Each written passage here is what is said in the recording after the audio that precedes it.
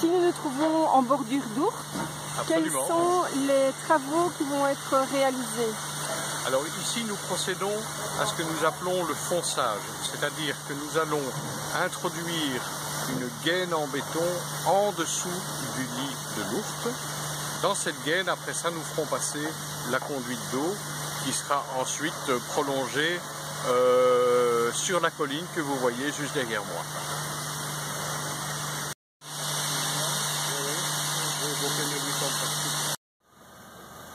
Quels sont les travaux qui sont réalisés de l'autre côté de la rivière? Et voilà, donc une fois que la conduite aura franchi le lit de l'Ourthe, eh bien, elle aura un assez gros obstacle à franchir, c'est-à-dire cette colline derrière moi. On est quand même sur une pente qui évolue au départ de 65% pour terminer à environ 45%. Donc là, c'était vraiment un défi lié à la topographie, puisque l'objectif, c'est aussi de prendre les chemins les plus rectilignes et les plus courts pour l'installation d'une adduction d'eau. Et donc le défi, c'est de pouvoir enfouir dans la colline qui est derrière moi les conduites.